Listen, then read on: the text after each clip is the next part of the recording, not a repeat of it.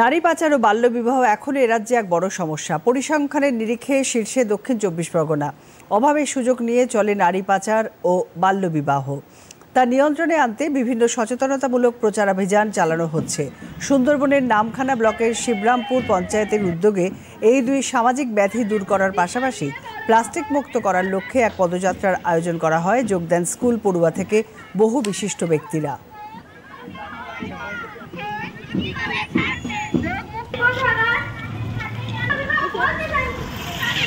বর্তমান সমাজের যা কলুষিত হচ্ছে সবচেয়ে ক্ষতিকর বাল্য বিবাহ।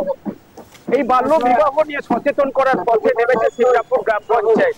তার সকল সদস্য প্রধান উপপ্রধান সহ অন্যান্য বিশিষ্ট সমাজসেবী শিক্ষক শিক্ষিকাদের বিদ্যালয়ের পক্ষ থেকে সমস্ত ছাত্রীরা এই অংশগ্রহণ করেছে। বিরাট আকারে প্রশাসন চলছে।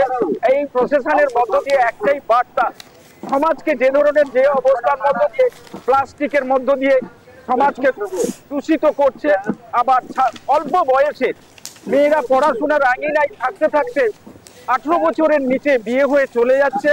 এই সরকারি যে নিয়ম 18 বছর এবং ছেলেদের 21 বছর, এর মধ্যে বিয়ে হওয়া কোনো রকমে কোনো জায়গাতে উচিত নয়, তার বার্তা পরিবহন করে আজকে প্রশাসনের মধ্যে দিয়ে শিবরামপুর গ্রাম পঞ্চায়েত।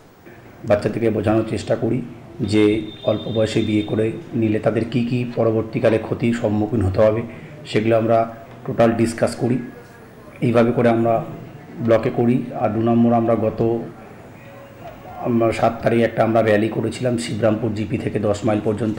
সেখানে প্রায় 600 সমস্ত স্কুলের গার্লস ছাত্রী যারা আছেন তারা হেঁটেছেন, প্রায় অ্যাপ্রক্স 6 কিলোমিটার পথ হেঁটেছেন। এবং আমাদের একটাই বার্তা ছিল যে বাল্যবিবাহ রোধ করতে হবে।